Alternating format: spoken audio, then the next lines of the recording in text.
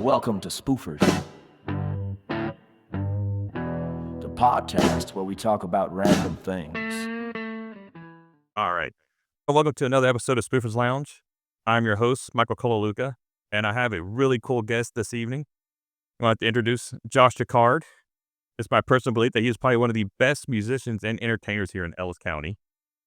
One-man band, does the guitar, harmonica, cymbals on his foot, all while he's singing. Frontman of the nationwide touring Bob Seger cover, The Seger System. Ladies and gentlemen, Josh Jaccard.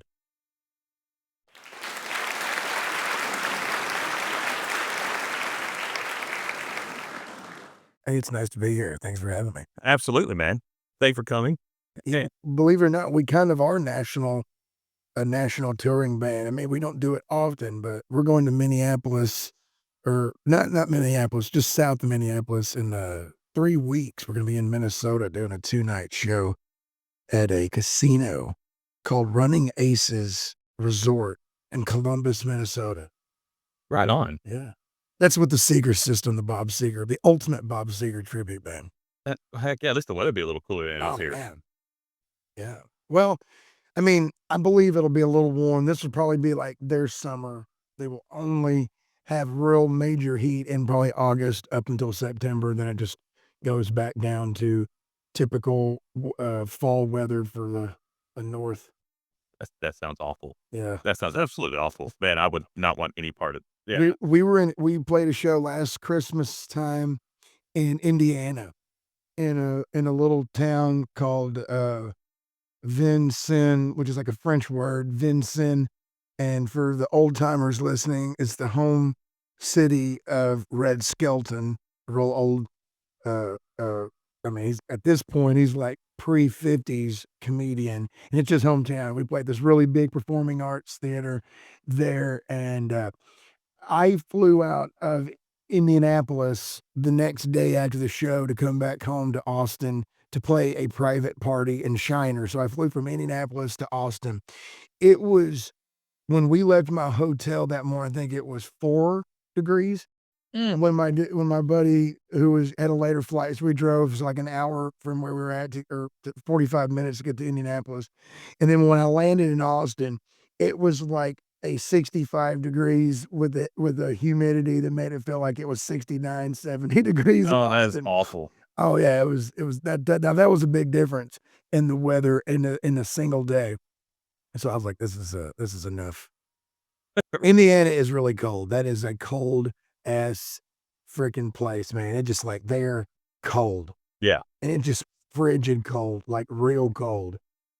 They're definitely shoveling some snow Yes. in the wintertime compared to here. That's not yeah. As we're enjoying life, they're hating life as the wintertime. Yes. But man, I will say, like, so man, when I started this show, yes, it's been about a month ago now. You're definitely one of the first people I ever wanted here on the show, because not only are you super talented, but you can actually, when you're doing a show, you relate to the fans. You are up there. You're not just over there just singing. You're not just a stump on. You're not just a guy just reading off of an iPod. Because there's a couple of musicians that they're playing their music and they don't even look up. They look at their iPod or iPad the whole time. They never look up, and dude, you go up there, you're engaging, you're telling them a story. You see someone in the stand, or somebody's sitting down. Hey man, how you doing? Whatever, or you see someone that's come to a show before and you acknowledge, hey man, good to see you again, or whatnot. And then it almost like yeah, you're a musician, but also it's like you're a top-notch entertainer now. Like people are relating to you. It's like that's my guy. That takes years to cultivate, and that's one of the few things that you can't learn that if you don't do it. And too many people, too many artists nowadays, or too many younger people that call themselves artists. The thing that is really, in this generation, let me get a little philosophical. In this generation, the thing that is really lacking or missing with the air quotes artist of this generation is, they think being, a little eccentric or different and standoffish and aloof and not They don't think that maybe what they do is they can write songs, they can write lyrics, but they don't put in the time to be proficient musicians to where they can play more than, say, 3 chords. They don't take the time to really learn other people's music, to take other people's, vocabulary and add it to theirs. They have very limited vocabulary on what they do.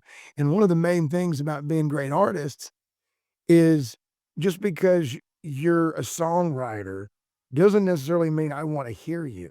And if you don't take the time to really hone your craft of being an entertainer, the great thing, the Beatles, going back to the originators of singer-songwriters that became famous because their stuff was good, not only were they all original artists, but they spent years and years and years playing in bars, playing covers, getting tight and being entertainers to where they weren't just bump on logs, sitting there playing songs on acoustic guitar and they can't look at people. And that takes time. And not everybody's gonna be that person. But I walk the line of trying to be a serious singer, trying to be a serious musician, but also the entertainment aspect of it may not always be about what the fans wanna hear. You always wanna give them something, that they may not know about, but you also have to give them what they want, and you can't take a crowd for granted, and people don't mind being engaged with if you kind of know how to talk to people, but you got to do it. It really takes a long time. I've been doing this for a long time that it just comes to territory. You just kind of learn how to work a stage. Right. So it's you kind of like reading, hey, I got 200 people in front of me. These guys all look like a bunch of country guys. I want to play country music, but we'll try throwing some other stuff here and there and see how it changes. That to me really is, and what I do musically is kind of just a mix match of a lot of different things. I try to make the show as real as possible, meaning I might be playing a lot more covers than originals, but I try to give the show the feeling, and I hate to use a new generational word, but give the vibe that you're at like when I say a real concert, like, you're at Dosecki's Pavilion or whatever, like even though, and let's just use Railport here, for example, the way that the outdoor venue, look of this place is, it warrants somebody that people come to listen to music. And if that's the case, it really makes you have to engage with people because they enjoy that, because there's a personableness to that people go, well, this isn't just a bar. You're not just sitting in a corner. You have to really entertain people. I'll agree with that. I mean, just saying that, we were at a place last Sunday in downtown Dallas, and there was this really, really great band. I mean, it was a duo, but man, these guys were killing it. And not one, and it was kind of a younger crowd. I'll say, I'd probably say that actually probably mid-20s. So people that you don't typically see at a bar. Sunday, I'll probably say around noon. Two guys killing it, and they get done playing a song, and it's an original song. Not one person would clap, not one person would even acknowledge, and you're just going, man, like, It's the hardest thing to do. that is tough. Well, I have a few things about it. I feel like today the big issue with songwriting is we are a very fast moving generation and culture right now. Like we're like pop songs when I was a kid in the 90s had a shelf life of like about a year and a half, maybe before, like you were still listening to songs for 2 years before somebody came up with something brand new. And it's like this Chapel Roan chick, she's got like a brand new song out on the radio like every 6 weeks, it seems like, or maybe 6 months. And I'm very aware that these are all songs off of one album or they're all like, single, like iTunes type things. But we don't live in a world where somebody can write one good album and like work it for a while. It's like, oh, well, what have you written lately? And that to me stifles real creativity and makes people just become conveyor belt, assembly line songwriters, which is what we're really getting very sadly in the music industry. And I'm on the very lowest point of it, but you see it, we're getting to the point where there's very few artists who grew up with influences, but they created their own stuff. Right now, we have too many people who have influences that want to really mimic their influences, so they write songs formulated to sound like their influences, and they don't really. It's kind of like what that Ian Malcolm in Jurassic Park said. You're in the scene at the beginning of the original movie when they're in there having at lunch or whatever, and he's like, you know, you stood on the shoulders of geniuses and you didn't really have to earn any of this knowledge for yourself. Therefore, you didn't really take any responsibility for what happened. You were so busy trying to, too busy thinking you should or could. You didn't take the time to think if you actually should. And too many people really, like John Madden said, what is that old saying? Don't ho- put the horse before the wagon. Like, Oh, yes, yeah. too many people try to put the wagon before the horse. It's like you gotta really put in a little bit of work, and it's okay to learn other people's music to make yourself. That's how I've become such a better musician than most of my contemporaries in what I do. And when I say that, I'm not saying that as boastful as I'm around musicians and I watch them. I'm not the greatest, but my knowledge of my instrument is much more vast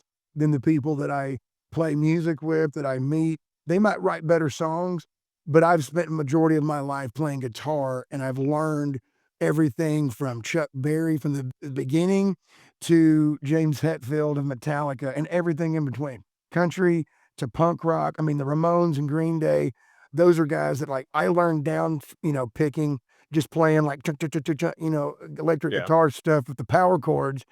And then that turned me into Metallica as I got faster on my guitar. And then I really learned how to just play really good chords and be like Neil Young and the Beatles and learn more intricate songs. And you just gotta have a bigger palette sometimes when you do that. People like what you do more. Right. I mean, I'm still kind of shocked by the Jurassic Park reference, but yeah, kind of showing our age now, Well, Just pull that right out of our hat, But no, I will agree that yeah, it is crazy how like you conveyor belt musicians, the newer musicians. I mean, heck, I remember going to high school listening to Weezer almost every day on 102.1, yeah, dude. and I didn't really even know how old the song even was. I just know I wanted to jam to some Weezer. Uh, I wanted to talk about my island in the sun, and now there is none of that. There's of course now you want to listen. I mean, now that's the oldies, but it, They were so cool and original for being like really dorky type guys. yeah. That Buddy Holly music video, it's like, Oh, with the puppets. no, the one that's like set during Happy Days. Oh yes, That's yes, like the one that I yes. first, and it's like, these guys are dweebs, but then you listen to that first CD with all those, it's like, it's really hard. It's like heavy, there's a lot of distortion, Right. but it's like really intricate and it's good. Oh, I mean, they're hands down one of my favorite bands. And his favorite band is Kiss. He talks about it like 10 different songs. Really, The I've lead never noticed that. the lead singer's like his favorite dudes are like Ace Frehley, the guitar player. He's always talking about Kiss. I've man, I've never even noticed that. One of his songs on the very first CD is called In the Garage, Yeah. and he talks about, "In my garage, I feel safe, no one bothers me," kind of thing, and it's like he talks about, "I got posters on the wall, my favorite rock group, Kiss." And he talks about the guys that he says, and also got like, he talks about his X-Men posters too. "I got Nightcrawler and Katie Pride." That's awesome. That is awesome. I need to go back and yeah. The Blue Well, yes. Wasn't it they were on tour not too long ago, and it was just the Blue Album only, wasn't it? Yeah. My younger brother who passed away a few years ago, I got him into, Weezer, and we went to see Weezer one time in Dallas, and, it was a fun concert, man. They were great. I always loved that group. Oh, yeah, Weezer's Cut my teeth on it. yeah. I mean, I know when you do their cover, it's how can you not the crowd not get behind it? That Sweater song, Oh, the sweater, yes. Yes. everybody loves the sweater. Everyone loves the sweater song, everybody loves Buddy Holly. Yeah, dude. Uh, but I'm gonna say, okay, but like, kinda like how we were talking about, how, engaging the crowd, and I think when people you go up there and you're talking to people, it's like, "Hey, this guy is real." Like, "Hey, this is Josh." Whereas you'll have a guy up there talking about how he's from simple means, I'm a simple man, this and that, and he has his damn tour bus outside, and you're going, what the fuck is this? You know, like you're a simple man, but you got $100,000 RV. It's like cool story, bro. I thought, you know, I've kind of my deal as the only thing that I've ever been conscious about when it comes to like my persona is that my problem is I've been punk rock while I like country music, and country music usually has a lot more rules to it yeah, and you got to follow. So I've never been a poser about anything. And I've always been against the fake it till you make it. Like I have, as I've gotten older, I try not to be the guy that says, I hate these things. I try not to be negative anymore. I'm working on it. I'm a lot better. But I always hated the fakeness of people who try to dress the part. Like I go to Fort Worth all the time, and I'm not going to knock anybody in particular. And hey, you got to do what you got to do. But I have wore Levi's since I was like wearing jeans and pants, and I like my Levi's. I've always been a tennis shoe guy. I grew up more in the country. I grew up in the city and the country 50-50. I mean, real dirt road country. Um, so I've always been like a little bit of a country boy from the city. And my attitude on dressing has always been like, hey man, I like tennis shoes, it's comfortable. But I sit up there on the stage and I sing a lot of country and western tunes more traditionally than a lot of these youngsters now that have the cowboy hat, like the real pointy boots. They've yep, got tailored jeans. And I go, hey, that's pretty cool. That's okay. You're dressing, you got a cool look. But I don't necessarily need to fake it to make it kind of a thing. I'm like, hey man, if you really want, if you're that dude and that's you're Dwight Yoakam type. That's cool. right, But Dwight Yoakam was kind of doing it when everybody was trying to look like Kenny Rogers. So he was doing something very against the grain. And that's always been me. And that's kind of like you brought up the Dodgers hat. Well, one, I like the Dodgers hat. I think it's the coolest looking hat. But I saw a lot of people wearing the Yankee shit all the time. And I was just like, I hate the Yankees. So I picked the complete polar opposite.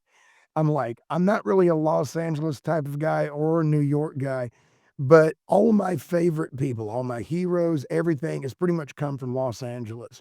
okay, Everything from my rock and roll to my country music, like Dwight Yoakam and Buck Owens, they're all California guys. Merle Haggard lived in Los Angeles. And Dwight recorded all of his albums in Los Angeles. He recorded all of his albums at the same recording for the same recording cup or the same studio, and that like all the old school rock and roll guys back in the day would record at. He used like a lot of those. okay. And he's on the same record label as Green Day, I did not know that. Warner Brothers Reprise. So he's always been on a West Coast LA like label. So I've always liked the idea you don't have to be, if you're a country and western guy, you don't particularly have to. If you like country, like Steve Earle for me is pretty much that because he was just a regular guy. He wore Levi's, he wore t-shirts, he did wear boots, but he didn't wear a cowboy hat. He had long hair and he had an earring. And he Right. sang country music, but he sang it with a rock and roll punk rock edge. So there was a guy that I hated with a passion, and I'm not going to mention who it is, but he always wore a Yankees hat and he was a legitimate fan. Okay. And so I started wearing a Dodgers hat about 2014 for real. I really did. My mom loved the movie The Sandlot. She always wanted me to wear a Dodgers hat like Benny the Jet Rodriguez. Oh man, one of the greatest movies of all time. Yes, got to be the greatest baseball movie. Yeah. So I finally said, you know what? I need to wear a hat on something, a little bit different. So I went to Lids and got me a Dodgers hat, and then I started watching them. And then I actually became an actual fan. And then I thought it was funny that, Seager goes from Dodgers to the Rangers, and the Rangers win the World Series with the guy's last name Seager, and then I just started a Seager tribute band. It was like, okay, that's cool. But yeah, it's kind of funny. Like you get every time I think of the the Sandlot, you know, you think of the scene of the 4th of July fireworks. Yeah, and got Ray Charles Right? Is that singing, you know, America the Beautiful. Oh, that's probably one of the greatest scenes in movie. I'm gonna say, I don't know if I can say Americana because it's only the '90s, but that was still 30 years ago. no? But no, that's that movie. I grew up in the era of movies where they didn't like rip off the generations like nowadays movies. And I'm a big film guy. Like I almost quit school to go to another school to study film, and then I was like, this is dumb. This is ridiculous. I don't need to do that. I've watched movies, but in the '90s, the people that were making movies grew up in the '60s. So they didn't want to make movies to look like the '60s, but they revered the time because it was so important that they made such great movies that you could watch a movie from the '90s that's universal, but it's about growing up in the '60s at the, right before Vietnam War. So Yeah. it's right at the like really good part of America, the late '50s, early '60s, when Los Angeles is still the place to be. It's beautiful. I mean, it's always still beautiful, but nowadays, you watch a movie in The Sandlot, and it's gonna, like, try to make the whole thing look like the '60s without but with missing the essence of the baseball, because Yes. that's what the whole point is if you do not watch that movie and think of being a child or a young 10 to 12, 13-year-old kid at the last bit of your innocence, but playing the greatest sport in American history, in your backfield, there's nothing more American than that. If it was a football movie, it wouldn't have the same impact. No, even I mean, like, I'll say even during the time period you had, what was it, Rudy? And, great movie, but it's not The Sandlot. No. It is the Sandlot was, To me, The Sandlot and A League of Their Own are the two greatest baseball. oh, man, there's no crime in baseball. There's none. And I tell people all the time, and I actually joked, and I'm gonna make the ladies mad on this. I'm gonna be sexist here or whatever. But I love getting into it with a girl one time at a bar. I was like, the reason she goes, yeah, and it's a movie about girls, right? Playing baseball, not softball, baseball. That's right. And they were like, oh, you get out of here. I saw a deal on Facebook where they're actually bringing back the All-American Girls Baseball League. Dude, they should, man. Hey, you never, I love baseball and I love softball, but it's like if you're going to try to play the sport and you want to play on the same level, then play it. Yes. Play the game. Don't water it down. Don't make it because when people go, oh, that's the same thing. It's like they are not the same game. Baseball and softball are two different games that are identical in everything but how you play it. Because the way you play baseball is not the way you play softball. The way that you hit, and I was a high school baseball guy, and the way that you play ball is not the same way you play softball. There's just different way you hit the ball. Oh, absolutely. Well, I mean, look, the fields are different. You're shorter. It's all. I mean, don't get me wrong. I went to A&M during their real good era of Big 12 and early SEC. In the girls softball, man, those pitchers are pitching the high 70s, 80s, low 80s, It's underhand. short, and that's getting it. I'm not taking it away from them at all. But I'll take an It's a different. 85 mile per hour softball to the back before I take any major league 90 mile per hour baseball to the back. Or 75 mile per hour ball to the back. Now you know why Robert Ventura went after. No, man. Yeah, I mean, I would say you go take 100-mile-an-hour fastball off your back. That shit would hurt. I'd rather get hit by the softball for sure. I think the Rangers got in a little scuffle not before last, where the dugout started to clear out over. Oh, I must have missed that. I'm trying to think who got hit in the elbow.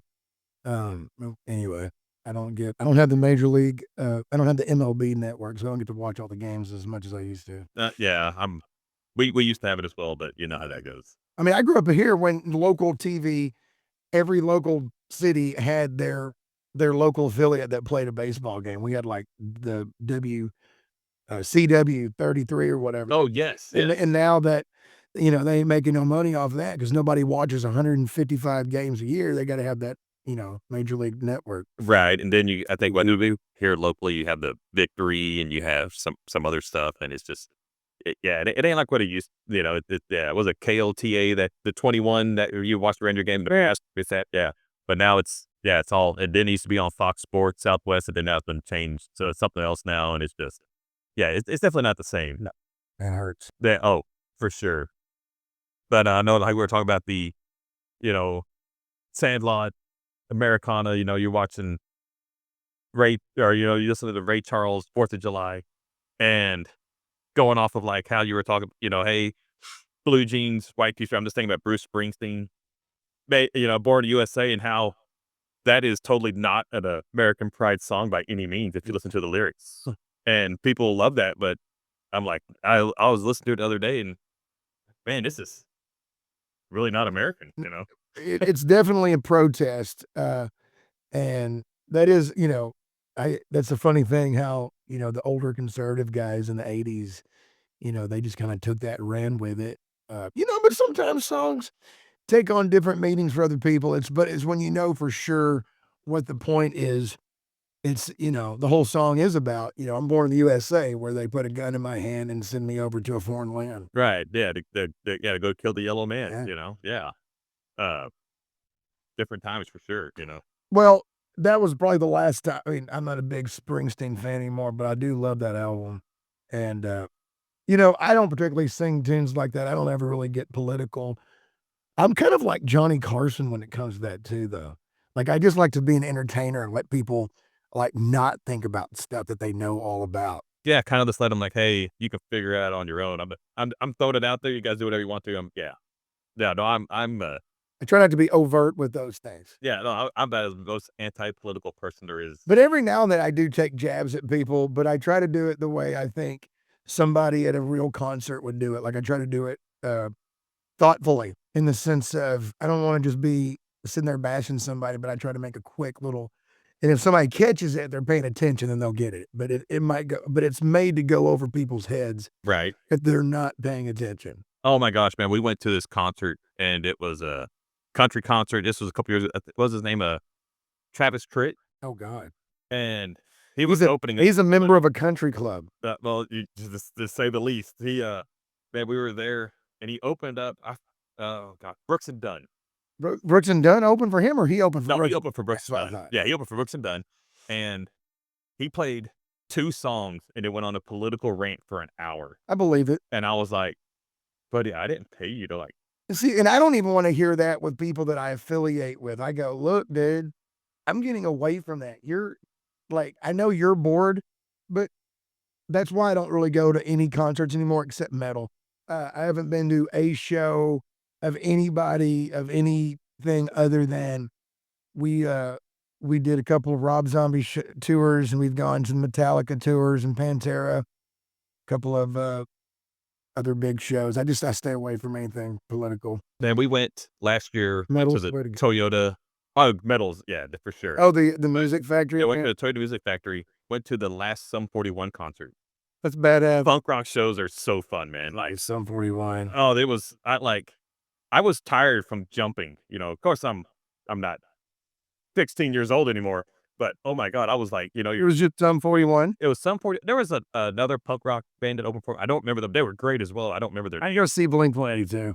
you know what? I wanted to see them, but, you know, uh yeah, I'm not a influencer with influencer kind of money, and they were like, I think those tickets were like $700-800 a piece at the American Selling Center. Forget that. Yeah, I was like, I can put their album on really loud and pretend I'm there. Yeah, yeah, definitely not what it used to be whenever we were younger. No. No, not at all. Uh, let's see. So just kind of like going here, like, man, I'll say that, like, whenever we go, you have the Josh Jaccard show. I will say, hands down, you have picked probably the best tunes this half of the century. You got your stories relating to music, and you also like kind of relating like what's going on, not going on in the world. This stuff that you kind of pick out and see. I just think this is so cool, man. Like you will go there.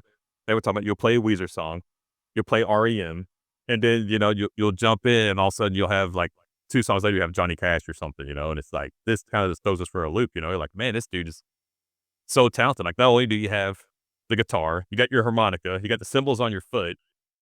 I mean, Tambourine. or tambourines. I'm sorry, tambourines on your foot, and you just watch it, you're like, damn, this guy has a lot going on here. It's like, It's like my X-Men mutant power. I've learned to control my ADD, which is I am a student of music. And when people say they like all genres, there is no more bullshit answer from anybody. And I say that pretty matter-of-factly because people go, "Oh, I listen to everything." No, what you mean is you listen to everything in your genre of music that you like. yes, Like, oh, you listen to Morgan Wallen and Sturgill Simpson or whatever in country. And when I say I listen to everything, I am seriously when I go, I grew up in the 90s, which I thought now in retrospect was the greatest generation of music because there was so much of a melting pot of people that grew up as kids in the 60s and the 70s that had so many great songs like the Beatles and the Stones and all the Janis Joplins and all the things, the Tina Turners, all this music from the 60s and the early 70s that accumulated. And then by the time, and what I'm getting to in the 90s, you had all of the, let's just say that all the grunge bands, if you want to call that, the Stone Temple Pilots, the Nirvana, Soundgarden, Alice in Chains. And really, Alice in Chains is just a hard rock band. And then you had Sheryl Crow, and you had Alanis Morissette, and you had Jewel, and then you had Tupac, and you had Biggie, and you had, the end of NWA, and then you also had country music like Garth Brooks. As much as I hate him, you had musical genre jumping artists, and it was all people playing really good music in the 90s, which if you put like Sheryl Crow's early stuff and with like people like Carole King or whatever from the 60s and 70s, it's like our shit holds up in the 90s just as much as everybody's big fucking hero in the 60s. Like, oh my God, here's the greatest people. It's like Neil Young's the greatest fucking songwriter. He's a great songwriter, but fucking Kurt Cobain, I'm not even a fan of that band, but he's a goddamn good songwriter. Oh, for sure.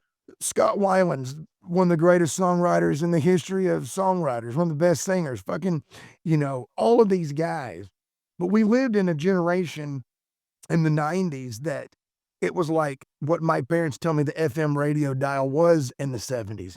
It was like every hit song, didn't matter if it was pop, disco, punk rock, hard rock, country, it would be on these dials. And that's what we grew up with. And now, being a product of divorce, which the only thing that came out of my mom and father being divorced when I was about 2 years old was my dad being a musician and a singer and piano player, about 6, 7 years older than my mom, her being a lover of music, not to where it was just arbitrary noise, but enjoyed listening to her records, her cassettes, her CDs. We had a bigger stereo system for our music than we had a TV in the house. Then when she got remarried and she married my stepdad, he was in a band and he was a guitar player. And he was like, probably his age he was in between my biological dad and my mom. So I had like almost 3 different generations of music right there. I had my dad who grew up as a kid in the 60s going to school. I had my stepdad who was born in the 60s early and was an early young teenager in the 70s. And my mom who was born in the late 60s and was more of a teenager in the 80s. And my mom's mother, who was a young baby boomer who grew up in the 50s, like with Elvis, and they all loved music. So I was surrounded by every era, every genre, and I was born in the right time where there was stations called Golden Oldies, there was classic rock, Yeah. and then there was 97.1 The Eagle. So I like classic rock. I love the Beatles. My dad was a Beatles guy. And my first musical influence was Dwight Yoakam. That was my mom's guy. So I kind of trace all my entertaining, all my storytelling, my way of presenting music back to him. But over the years of listening to everything, I love rock and roll. And I don't really respect a lot of country artists because they're not great musicians. They think just being a songwriter is where it's at, but they don't put any emphasis on trying to work a crowd. And all these motherfuckers nowadays that do, they are nothing but posers that steal from all these country shows now are fucking rock shows. It's a bunch of dudes with their fucking sleeves cut off and they got big old beards and flat-billed cats passing themselves off as country because they don't have the balls to actually be in metal or rock because that takes hard work and you got to go out and play shitty music to shitty bars. But everybody's like, oh, I'm red dirt country. No, you're not. You're literally sitting there singing 90s tunes and you're jumping up and down, but Right. you're passing yourself off as country. And that ain't cool for me. That is being a poser. Yeah. And there's nothing wrong with it. But the point is you're not making country better. You're making rock worse because you're not really going out there and going, I'm a rock and roll guy. We don't sing country music. Right. You can have country twang to it. It's like, damn, dude, What's wrong with that? Pantera were cowboys from hell. Right. But they were the single heaviest fucking band that ever lived. Like when Metallica got lighter, it's like all the heaviness from them bled out to Pantera. And it's like when everybody was doing that new metal shit, Pantera's like, okay, now we got to go even lower and even harder. Oh, like the new metal we're talking about with Limp Bizkit and Korn and Yes, all that shit. And don't get me wrong, I love Limp Bizkit. I didn't even really get into Korn until I was a little bit older, and I'm not into them, but I get their presence. Yeah. But when I play my songs at the shows, I'm thinking about there's usually 20-year-olds, 30-year-olds, 40-year-olds, 50, 60, and I like all the music from all the genres. But for me, I'm not singing individual songs. I am singing songs that I have listened to and like eaten up and digested, and now they become my music. So when I'm singing them, I'm very aware. It's like when I see that's me in the corner, or when I'm singing, this one goes out to the one I love by REM. I am singing a cover, but I have been doing that so long and nobody else does it that it's like I'm singing it almost from my own heart and experience. Oh, you put your own twist on everything. I'd have to because I don't have a band. So it's like I play the harmonica where certain things are. And, you know, like that song, which I think is one of the best songs of the 90s, that song by the Verve. Is it the Verve Pipe or the Verve? Which or The freshman. I think that is the Verve. That's the Verve Pipe. Okay, whatever. The Verve is the one who does Bittersweet. Yeah, that's and I like both of them, but that Verve Pipe, I just remember where I was in 8th grade when I heard that song on the radio. It was like 95, 96. And that song has been in my vocabulary of things that are part of like my listening every day forever. And so these songs I never sit and really learn. Now I'm going to sing a few new songs tomorrow that I haven't done. I've worked up some Aussie tunes Oh, right on. because, hey, why not? It's the Ozman. He's not around it for it. You know, if you got an acoustic song, I'm going to learn it and play it. Yeah. Okay. Yeah, for sure. I remember, oh gosh, I want to say after Robert at the Caltry pub one time, she started having you play the Flies. Got you where that's like her all-time jam. And whenever she went up there like, hey, I'm gonna request this from Josh. I was like, okay, see if he knows it. And she plays it like, yeah. I have loved that song since I go, I grew up watching like everybody in the 80s, but when we started getting to the 90s, MTV was not as cool as it was, but I still love music videos. So VH1, and man, I thought that Flies video was the coolest because I loved that Southern California look more than I liked. Like let me put this in perspective. Like one of my all-time favorite bands, and if just favorite music is Social Distortion. And I like because band. I love them because they're punk rock. They're also country and western and rockabilly, but they're from, Southern California. And they got that, mid-20s, early 30s, Bugsy Siegel gangster type look, which Yes. with the pompadours and that's kind of more East Coast, but they make it work. But my thing with the Flies is they had that like California, button your button to the top button, You're right. wear the wife beater undershirts, look kind of like surfer, with skater shoes. And the funny thing about that band is it's a band like the two guys are brothers, the guitar player and the bass player and the singer. And their dad is like the Michael Jordan of surfing of California. Okay. Like, I cannot think of his name, but if you Google them and their dad, like his Wikipedia, like they don't even have individual Wikipedia. They just have the Flies, but you type them and they'll show their dad. And they're from like West Texas, like out there by Amarillo. And their dad He's a became surfer. the fucking biggest surfer in California That's awesome. in the 50s. That in is the awesome. 60s. I did not know. Oh, man. Yeah. Little know about a one-hit wonder, right? And to me, the greatest music comes from one-hit wonders. Oh, yeah. And they really do. If you go and think of all the one-hit wonder songs, they're the best. Yes. Like, Because not everybody can be the fucking Beatles. That's what everybody goes, I wrote 40 songs. Look, there's only like 3 bands that have 40 songs that are worth listening to. And Bob Seger's one of them. And I'm like, and you fucking hate him. Sing your one good song for the rest of your fucking life, and we will be happy. you're right. Yeah. Like, I mean, heck, gosh, you think about some 90s one-hit wonders, man. You start thinking of, well, obviously you got the Flies, Sex and Candy. I literally sing like 90% of I'm gonna start doing 90% of my 90s are one-hit wonders. Like I do that song by Tonic, If You Could Only See. Oh, yes. The Verve Pipe song. I mean, all those songs are one-hit wonders, man. Right. And it just the ones that really eclipsed out of there was like, Alanis Morissette was almost a one album wonder because every song on that album was a hit. But she had a few hits, a few hit records. She solidified herself. I mean, nobody, in my opinion, was bigger in the '90s as far as musicians go as females than Sheryl Crow. I think she was like the biggest. I'll agree with that. Other than like Madonna and all that shit, she was still pretty fucking big. Yeah, Madonna, she was so big in the '80s. When you're so big and you just like carry over to the '90s, like I mean, I'm gonna hate to say, but like you think of Beyonce, okay? She was so big in the early. Well, of course, now we got 20 years of Beyonce. We like so big with the Destiny's Child, and just kind of carries over where she's just so big. You're just like you don't even acknowledge it anymore. Right. You just know. They become an industry at this point. Yeah. And that sucks for music because when you're aware that you're an industry, that's when you become like a shitty person. You become the man. Like George Strait is very aware that George Strait's name is a big deal, but he does not carry himself as an industry, even though he has created one.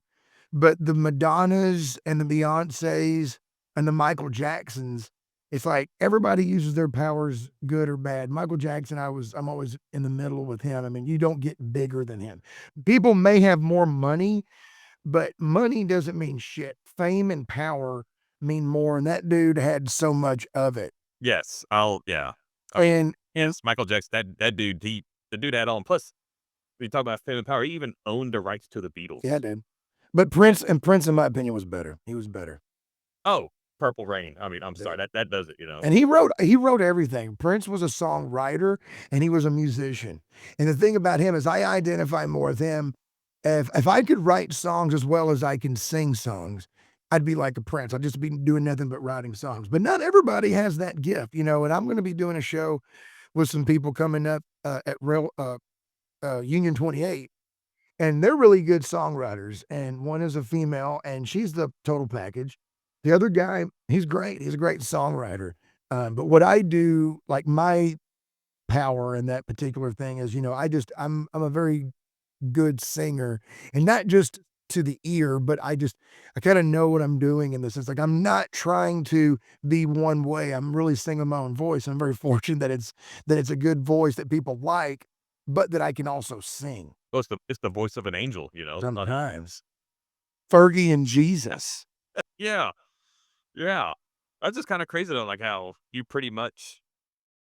Well, I mean, obviously you're so talented, but I mean, you grew up doing this. You didn't pretty much didn't have an option but to become No, it's what a musician, I liked it, and I just was good at it. I was better at it than like my dad, my stepdad, in the sense of my stepdad wasn't a front man or he was a guitar player. My dad was a side man, lead singer kind of a guy. But I just, actually, I didn't even really want to sing. I just wanted to play guitar. I just always played my guitar. I just wanted to rock and roll, wanted to be in a band and just be a guitar player.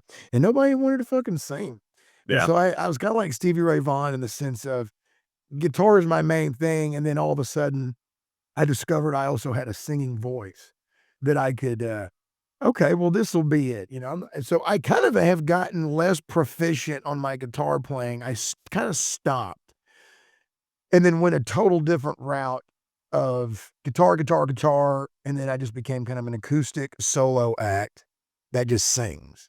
But I know a shit ton of fucking chords. I know how to play complicated music, and I put a capo on. That's a little thing that everybody likes to put on their guitar so they can play it in different Right. levels, keys. But they don't know how to play an A chord, so they put it over there. That's the easier way to do it. So like how many years of like lessons, I guess you would say, with the guitar did it have to take for you to get like, I say where you're at, but where you can actually start playing and start picking tunes? Man, it's funny. In today's world, these kids have so much more like access with YouTube and the internet. Like I've never had a single formal lesson ever on guitar. Okay. My stepdad played guitar and he taught me the 4 major chords. Right. G, C, F, and D. And then, E and A came later, but just showed me like the basic chords to play like Wild Thing. Dun, dun, dun, dun, dun, dun. And that was it. And my thing was, it's like when you learn how to add and subtract and minus, and then, adding and subtracting, multiplying and dividing. That's the basics of math. And once you learn that principle or that discipline, then the equation is irrelevant because you've learned how to do that. And that's what I learned, that a lot of people, I have gone to school and I have gone to college and I have taken music theory classes and I've learned some basic classical music shit that I don't recall. I don't really remember how to do it. I can read music to an extent. I can't quite write it, but I could probably sit and teach myself a lot easier than somebody doing it cold turkey. Right. But to play as proficiently as I do right now, you couldn't learn that. You would just have to fucking do it. And I've played since I quit my day job as a teacher about 2018, and then I quit my full-time, part-time job the beginning of 2020. And I've been full-time supporting myself with my girlfriend supports both of us, but I meet us in the middle. I try to match her Understood. doing what I do. I have probably played now, how many days during a year? 365. I'm going to go ahead and say I played 160, 155 to 200 shows almost every year for like the last like 5 years. Average 3-4 days a week. Yeah, and I have sat and played and played and played on top of all the years that I played when I was a kid, just sitting at the foot of my bed. Right. So I really started becoming a guitar player about 14, 15, and I really started getting good about 16, where I could play songs and play power chords. Okay. And I used to get a Guitar Player magazine sent to my house, and I'd get a fucking book, and I'd have to learn to read tablature. And so I'd see the chords, and I'd follow along. And when people speak guitar, like hammer on, pull off, that's all fucking Greek to me. So I could never quite teach it with given theory. But to play like me, I mean, you could probably learn all the chords I know in like, in a month and just practice. I mean, these kids, they do shit so fast. Right. But you'll never be able to play the way that I play because I'm very fortunate. And this might sound braggadocious, whatever. People say he's arrogant, whatever. I've played guitar my style and developed my own type of picking patterns, my own type of inverted chords where I need to play a bass note, but it's only me. I play a very rhythmic lead acoustic guitar. I play a lot of melodies and notes that most people just strum because at the core of me, I'm a drummer, not a bass player. And I'm a very good dancer. And I'm very light on my feet and I have really good moves and I can move that and translate that to the way I play guitar to where most people will watch me play guitar and they don't realize that I'm a pretty decent guitar player when it comes to I could sit in and play with other people and make them sound good because I understand I could be a session musician. Most of my contemporaries aren't that proficient. They can play their own songs, but they don't know they don't know different time signatures. They don't know how to stay in key. They don't know beats. And the reason I know this is because my favorite fucking bands are like Led Zeppelin, the Beatles, great bands that were proficient musicians. I didn't learn to play guitar listening to George Strait. I learned how to sing listening to people like George Strait. Sure. I mean, the guy knows how to sing. He's awful, like, when it comes to entertainment. Well, but but still. but you would probably say the same thing about Frank Sinatra, except he's might have a little bit more charm because he's Frank Sinatra. That is the most Frank Sinatra had the charm through the roof. Well, that's you know. exactly. Uh, And I sometimes pat myself on the shoulder. I sometimes feel I almost have that kind of charm because I get away with some things that lesser people would get in a lot of trouble for. I would definitely agree with that. Absolutely. Like, you go and see some of these guys and you're just, like, I don't say off-color jokes, but I can say jokes that if you weren't a good joke teller or knew how to read a crowd, you would get in some trouble. I'll agree with that 100%.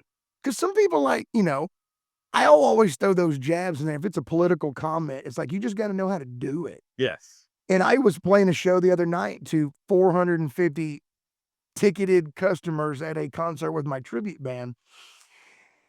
And the way the place is structured is very weird. It's a really cool little old theater, but you have to basically go to the front of the fucking stage, walk to the direct left door, and walk out to go to the bathroom. There's no other way to go to the bathroom but walking in front of the stage.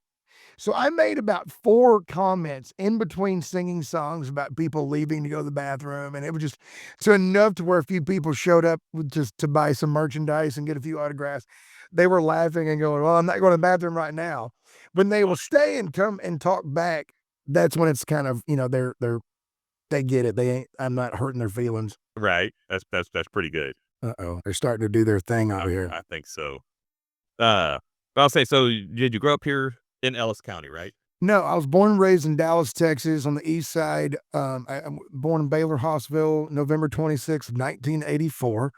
And we grew up on the east side of Dallas, not really East Dallas, but that part of Southeast Dallas. And my mom is from Deep East Texas. And I say Deep East Texas, like she was born in Garrison, Texas, so in Nacogdoches County. Okay. And so I spent 50-50 of my life up until high school, and mostly in Dallas, going to DISD and a little Catholic school, private Catholic school, and growing up in Deep East Texas, an old town outside of Carthage, Texas, in the pine trees. But I went to high school for 2.5 years in Las Vegas. Okay. That's why I'm now a Las Vegas Raider fan, and not a Cowboys fan anymore. It's okay. I mean, I'll say that I'm not a Cowboy fan either. I will bleed, the New Orleans Saints until I die. Bless your heart. That's interesting. I mean, this is before Drew Brees. Like I've been around with them, when they had Brooks as quarterback. The people, as they said, it was awful. It was tough. Yeah, man. And even though we had Jameis Winston that wants to steal some crab legs, it is what it is, Well, my dude Derek Carr broke my heart when I literally left the Cowboys organization in 2022. I got off the bandwagon after Tony Romo. My childish childhood innocence of watching football pretty much died when he got hurt and was pretty much retired. So therefore, I started watching it I was more of an adult, and I lost the love. Like I stopped drinking for about 4.5 solid years where I had no alcohol, and I didn't watch football at all. I missed the entire 19 and 20, almost 21 season. Okay. And I watched it. Well, there was really a reason, because I had gigs all the time. I couldn't stay at home and watch them, so I missed a lot of stuff, and I took a lot of Sunday gigs. But I was just really upset. I was finally over the bullshit. It's like being in a relationship with. I tell people, look, I've been in out of an unhealthy relationship for 35 years. I don't say I was a diehard at birth, but from 94 till now, I have been. It was great while it lasted. I had 2 step kids, and then we had 3 together on my time, the Super Bowls. Right. But after years of just the same old shit with the same owner, general manager, I just finally said, you know what? I don't have to like the Cowboys anymore. I am from Dallas. I love Tony Romo, and I love that team. But now it is just an emblem and a team that does not care to win. They care to be they care to be Jerry Jones's, whatever you want to say, his Puppets. propaganda machine to sell. Yeah. So I had always been infatuated. Like, the Dallas Cowboys are the blonde-haired, blue-eyed preacher's daughter that's just a raging bitch because she just ruined your life for the last 10 years by just never making the playoffs. I'm joking here, folks. No, but you still love her, I loved her because because I want this to happen, but it never does. Right. And finally, her dad I had enough of her dad. So, like I said, I have been infatuated with the Raiders since I was a kid. To me, the Raiders were that brown-haired, green-eyed chick that didn't listen to her daddy and was a little dangerous. And I like that. I am a good Christian boy, but I like the Raiders motif. And I love my dad, and he was why I really was a Cowboy. But Troy Aikman and Tony Romo have been gone for a long time, and I finally said, you know what? I'm not rooting for this team anymore just because I live in Dallas and my dad wants me to. And so Derek Carr was the only guy I loved for a little while after Tony Romo was gone. I just loved his play. So I was like, I don't really watch football, but I'd see highlights. Damn, I wish Derek Carr was playing for the Cowboys. And I was like, you know what? I can be a Raiders fan. I went to high school in Las Vegas. They're in Vegas now. That's right. And the second I started really switching over to watching them, they traded Derek Carr to the Saints.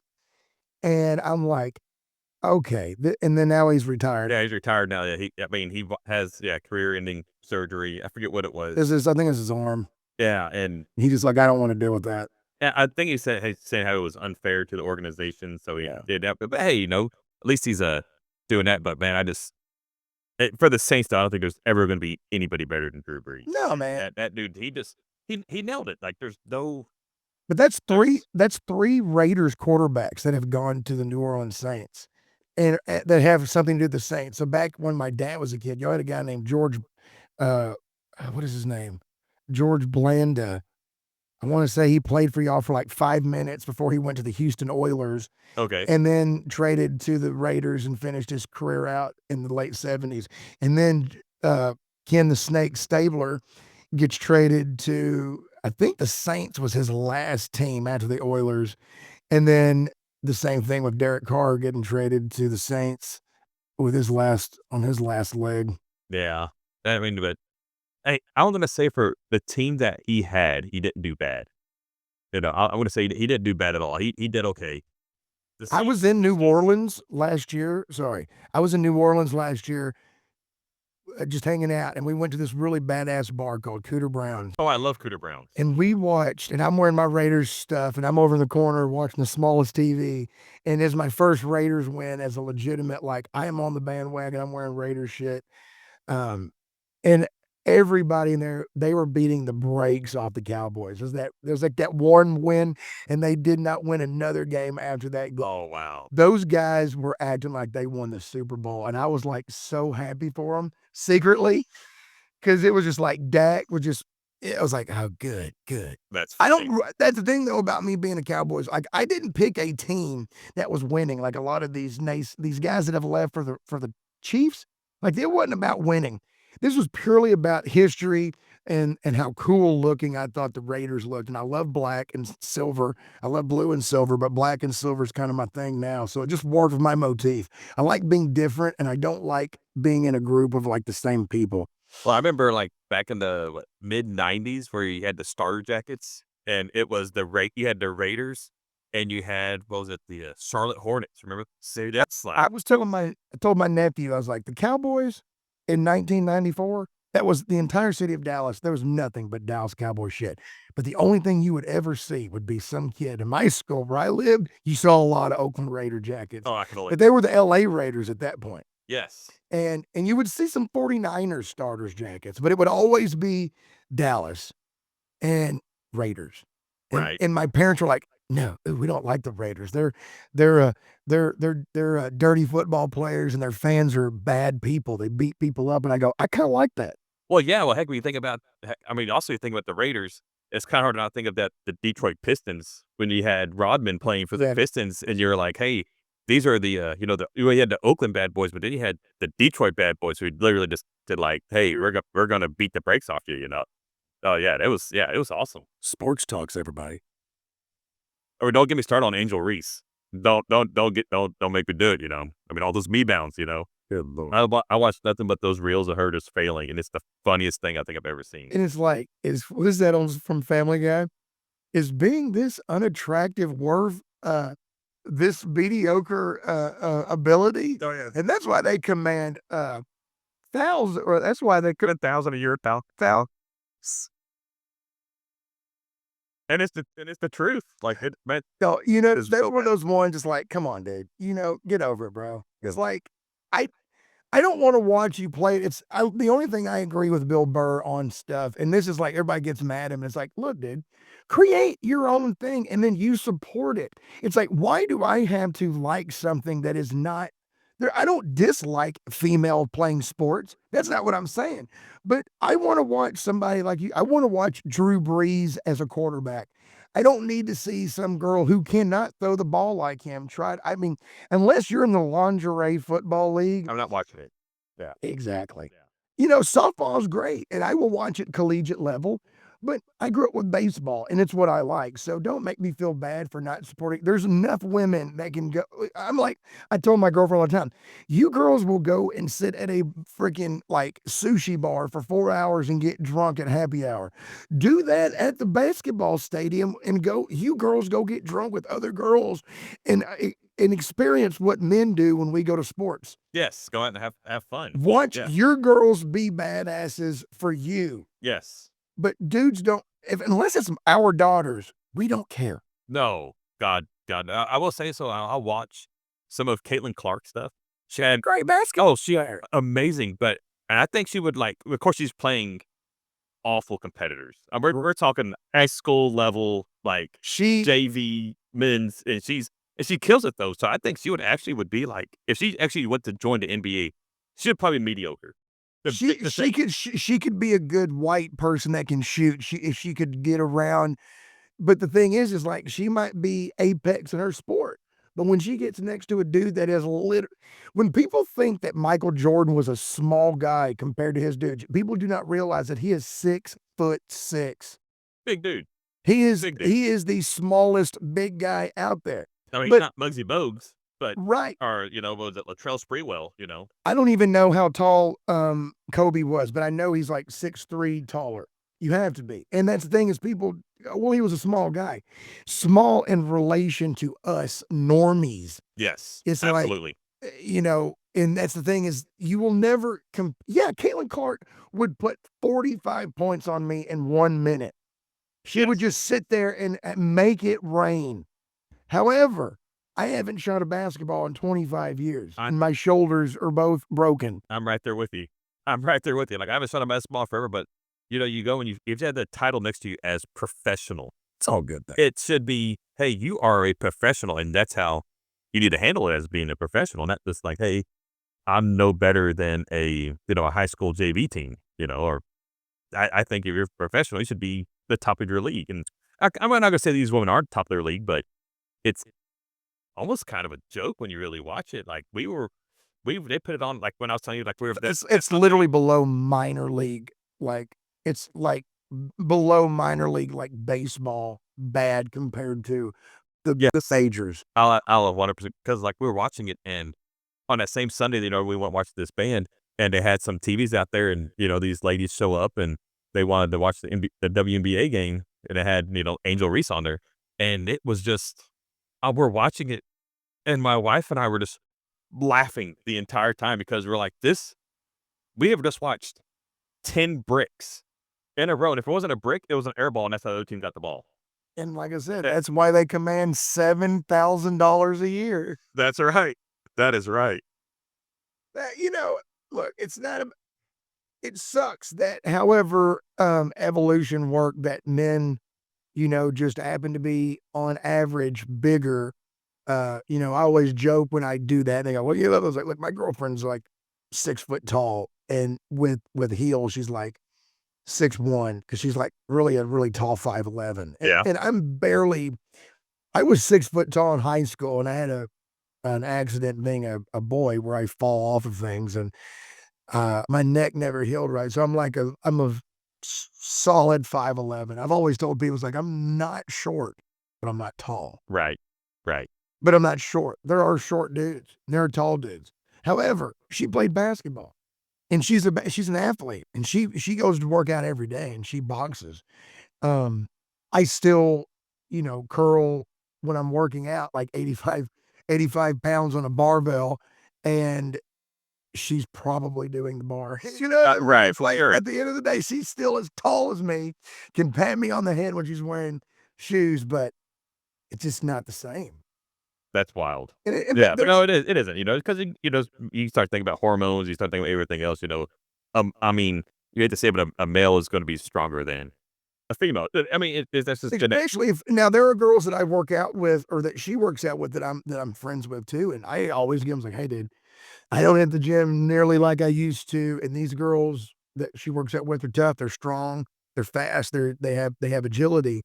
So I never take anything away from that. I go, yeah, you're definitely stronger than me right now, so I can't compete. However, but when I once was a competitor, you better watch your fucking tone when you talk to me. Dude, I'm right there. I mean, It's like you're over there literally grabbing that 5-pound dumbbell and struggling. Like, I will walk to the side and get the 35-pound and just start ripping bicep curls. yes. rips my shoulder out of the socket and go, I got to get that last rep in there. Oh, dude, like I isolate her. whenever I would actually, was a little bit larger myself, doing a little bit. Yeah, it's crazy how much. Yeah, you can just. Yeah, I mean, natural hormone for hormone can't compare, but yeah, you getting the extra. You go to that next level. It changes. Life changes a little bit more. Yeah, I could definitely use some help these days, but don't have the right doctor. So man, I was gonna say, like, can I go back, like, what going back to music? What is it like getting into a band like the Seeger System? Well, I'll tell you this, right now, it's very lucrative financially. We have a manager. Um, our manager works with a very prominent legacy artist who has multiple platinum records and is still tours, and he's in the country and western genre. However, we put together, we're not really just a band, we're a show, and it's semi choreographed, and it's meant to be what you see as a full blown representation of a Bob Seger show from the 70s and 80s. And nowadays, that's kind of become, and this is a testament to the people, like we were talking about earlier, the people that want to go out and still see things live. Yeah. They're not dead, and they're not just baby boomers. They're Gen Xers, and they're very old millennials like you and myself. And we grew up in a time where we like to go hear live music. We like to hear, and we want to hear what we know, and we want to be entertained. The fact is this era did not capture what we had in the 90s and the 80s when it comes to live music. And now people are like, I'm not going downtown Dallas to Greenville Avenue anymore to see some band at a club. Now they go to a performing arts center and they see a tribute band to all the bands that just in DFW alone, there are 2 national touring acts that are probably $100,000 a year earners just because of the amount of touring. And there's a band called Back in Black, and they're an AC/DC tribute. They're actually on AC/DC's record label with iTunes and Spotify stuff. They've recorded an entire album of original material as AC/DC with Oh, wow. AC/DC's blessing. And then there's a group called Satisfaction, and they're a Rolling Stones tribute. And that guy, this is kind of a funny off the whole subject. The guy that is the lead singer for that group, he is from like Texarkana, but he looks just fucking like Mick Jagger. Like, looks very much like him, built like him. He's probably in his early to mid 60s, probably about 65, 66. But he fucking has worked to where he has the voice down like Mick. So when you go and see that group, you are seeing a better version of the Stones, and the Stones are alive now because it's a whole show. They're in complete character, and it's a Okay. show. So you're going to basically see like theater with rock and roll or a band music. Sure. And now I got a couple of girlfriends in Dallas that have a Heart tribute, the rock band Heart. Yes. Yeah. Art. And and she does Heart and she does ABBA. Oh, wow. So she switches both groups and whatever calls for it. And so I'm a youngster in a group full of retired, 65-year-old plus guys that are still rock and rollers and wanting to tour and well, that's embarrassing. Bless their hearts. Man, that is. Wanting to play music at a level that you can get paid like a premium, because I was in a group of these guys when I was a kid and they were in their 40s, where, we'd fucking play some shitty club and for 4.5 hours, 4 sets, and we'd split like $500 between, 5 people, Right. and give like 15 a piece to the guy that drove the trailer. So you might get $80. Well, we all decided, fuck that shit. We're great musicians, and we are going to put together a show. So doing this tribute band now, it's not about the money, but we have played at nothing but theaters and performing arts centers with $45, $50 premium tickets. Right. And that's a big deal. And so what it's done for me is it has put me in a loop and a network of a lot of different musicians. And I will say this, the the tribute band thing is not always looked with reverence in my community. There's a lot of haters in the music community nowadays. Just because they're thinking, oh, well, he's just kind of trying to be like the Jurassic Park, where I'm just going to step on this guy's shoulders. And Pretty much. but whenever you pretty much are a younger Bob Seger, I mean, why the hell not, you know? I feel like, what we're doing is no different than these groups that go around and tribute to like Johnny Cash and June Carter, or these, I look at it and like I said, I lived in Las Vegas for a couple of years, and we lived right down the street from all the hotels, and you see all these Elvis impersonators.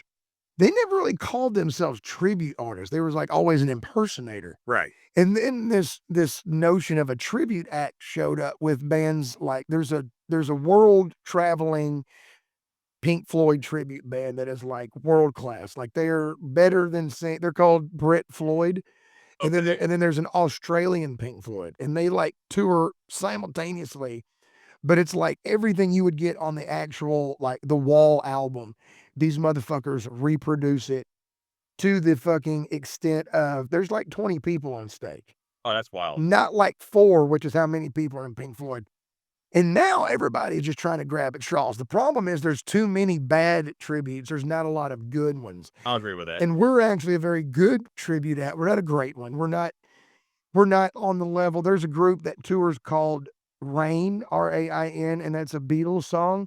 And they are a tribute to the Beatles, and they are a world traveling Beatles tribute, and they're like off Broadway.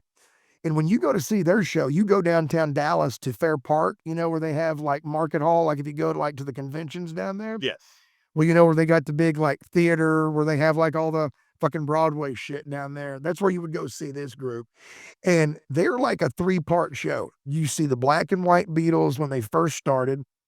They do like a short 10-minute intermission. They come back, and then they're in complete Sgt. Pepper's, the mid-60s. Oh, that's cool. So they do like Sgt. Pepper's, Magical Mystery, White Album. Then they take a short intermission. They come back with like Hippie, all the long hair, and then they look like the last era of the Beatles. And they play everything down to the exact instruments, everything. That is sweet. It is like literally listening to the record and visualizing. The only thing is they're all 65-year-old men from America, but they made their bass player learn to play left-handed. And they all sing in the fake British accents, and they go, "How we doing, Paul? How we doing, John? Oh, we're in Dallas, Texas, singing for the folks, And they do it. So they really get into character. So it's like you're seeing theater. So the tribute that I'm in is a very, very close to that. We're more on the music, and I'm in character. I wear a wig, I wear a full wig, and I dye my beard, and I put on the outfit. And so it's a full-blown show. You're not getting somebody sitting up there just belting out songs. It's a full-blown rock and roll, about 2-hour show. Yeah, I've seen the pictures. I haven't had a chance to see the Seger experience or Seger system. Yeah, Seger System, the ultimate Bob Seger tribute. Yes. So, and I know you guys came here to the Texas Theater. We did the Texas Theater, and we did Railport's 5-year anniversary. Did you? Okay, we were out on the patio, sweating our asses off. Oh man, I can't believe I missed it. I know we were here, and y'all played at the Texas Theater. Yeah. And we were actually here at Railport, and we were like, oh hey, Josh Jaccard's playing at the Texas Theater, and I was like, oh wow, let me go look at the deal. And I think the tickets were like $55. It probably sold out. I think on the website was sold out. Yeah, it was a sold out show, and I was like, wow. Didn't we just see Josh like last week? I was like, some people didn't know that I did that, but it's really no idea. It's really a testament to Bob Seger because his fucking fans are vast. And let me tell you, man, we play every show that we play. We usually sell 3/4, 3/4. What am I talking about? We usually sell almost always sell out. Yeah. No more than like a quarter of the place is usually empty. So he has a big fan base. And I look at it like a symphony orchestra. Everybody, the people that have given me shit over the years, oh, well, you're not a real artist because you don't write your own songs. I'm like, well, here's the deal, bro. Very few people write their own songs. And if they do, they're not very good. The other thing is the symphony orchestra people, they're not singing, they're not playing original music. They're playing 500-year-old fucking Mozart and Beethoven and Bach. Exactly. Yeah. And these become classical songs that are part of human culture. That is the same thing for me as rock and roll. So me doing Bob Seger music is basically just keeping his music alive. He's still alive, but he doesn't tour. Right. Yes. So it's a fulfilling thing, and I make a decent living doing it. That's being able to do what you love to do, even if it, regardless if it's music or not, just being able to do what you love to do. That speaks tons. It's 100%. And that goes to show Now, but now, shows that's half the year. But now put in perspective of what most of what I do and what most one-man band guys do, we're getting paid like $100. But here's the thing is I also played 135 other dates on top of that as a solo artist. And I drive to Shiner, Texas. I play Shiner Brewery. Yes. I play all over. I play big gigs. I mean, I go someplace to sit in the hole in the wall, and I might get $100 bill, and I play for tips and beer. Sure. I very rarely do that now. That only happens to a place that I want to get my foot in the door, but I don't play for $100 anymore. That's understood. I mean, heck, what you gotta really think, heck, $100, that doesn't even pay for like you and the girlfriend want to go out to dinner or what. Well, now the reason is because I don't give my shit away for free. And there's too many motherfucker musicians out there that want to fucking play, and that's fine. My thing is, you go someplace and play for free where it warrants it. Don't come to my venue where they're charging people and they need to pay a quality artist, because two things need to be said about the new up-and-coming artist. Nobody wants to hear your music until you have something to say, and you don't have anything to say until somebody's listening to you. And if you don't play anything that gets their attention, they're not going to listen to your music. And if you show up to an established restaurant where people want to eat a meal and have a few drinks, and you sit up on a bar stool and you don't sing something very articulate, you mumble your little lyrics, you sing like whatever you heard is the new thing, they're going to get up and leave. But if you can sing other people's music and then interject your songs, if you do it well, then you can ask to be paid. But nobody needs to pay you to hear you play your own fucking songs until you've earned that right. I will definitely agree. Whenever we were in, gosh, it was Nashville a few years ago. And now that's a songwriter haven. And it is. And you go and we're at these bars and you hear everybody like they want to play the original stuff. That's great. But I'm like, man, when it's just bad, I don't want to listen to it. Go to Fort Worth on a Sunday afternoon, and you will walk up and down the stockyards. Right. You will see nothing but empty fucking rooms with some rando dude sitting at the far end of a bar on a stage singing all original hits, and there's nothing wrong with it. But the fact is, nobody's going to listen. And then they sing a song somebody knows, and if they're good enough, people... I have gotten to the point now where I've done everything organically. Now people are asking me to hear my music. Everywhere I go, somebody's like, "Do you have songs you wrote? We want to hear what you wrote." That is when you are winning. Yeah. But the thing is Lady Gaga wasn't sitting on the Jersey Shore playing, Bad Romance. She was singing Madonna tunes. She was singing Janet Jackson tunes, and every other 20 songs, she would slip in her stuff. And the next thing you know, she developed a following on her stuff. And when you develop a following, then you can go, "Hey, I got 50 people that'll come to your bar. Can I get paid $200? And they go, "Okay." But if you're just going to be somebody that wants to go to an establishment and you go, I get paid $300 to sing my songs. Well, I don't know who you are. And if you don't bring people, and what I do is I play as an entertainer for the venue. And if they hire me to be good, and I am, and I sing what people want to hear. And now I'm fortunate they want to hear what I do because they like my voice, they like my sound. And now I'm in that part of my career now. I'm old enough to know how to write a song now that I'm 40. Sure. I mean, but plus it's also fun, it's great to hear original songs, but it's also fun whenever, like, take for instance, you're up there on the stage and you're singing the Sweater Song and you got everybody singing along with you, or you go to the College Street pub and you're playing 500 Miles and you got everybody jamming with you. That's a lot of fun too, but because when you play an original song, well, I'm not taking nothing from any originality or anything, people don't know the song. No. And so it's hard for me to be in there, but like, hey, this is a great song. I can't sing along with you because I don't know it.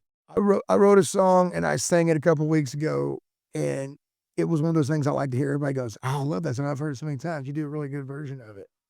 And that is what you want to hear as a songwriter when they don't even know that you wrote the tune because it sounds so well that they would, "Oh yeah, I heard that song all the time." I was like, "No, you haven't because I wrote it." Yeah. Right? What? You wrote that? That's like, no, that's just, but you learn how to write songs, by singing other people's songs, and there's nothing wrong with that. But there's a lot of people that, they're too hung up on being a songwriter that like I said, at the end of the day, they never take time to be an actual entertainer. And you got to entertain. That's the main thing is being entertained. If you want to be a fucking artist, then just go sit on the side of the fucking street. Absolutely. But if you want to, but people don't come to a bar to hear some person sing badly. So if you're going to sing your own songs, be good. Yes. Be good. Yes. Work at it. Practice. Yes. Make it to where people show up and be like, "Hey, I really want to hear this." 100%. Yes. So, speaking of people in the state, out in the stage, what do you do when?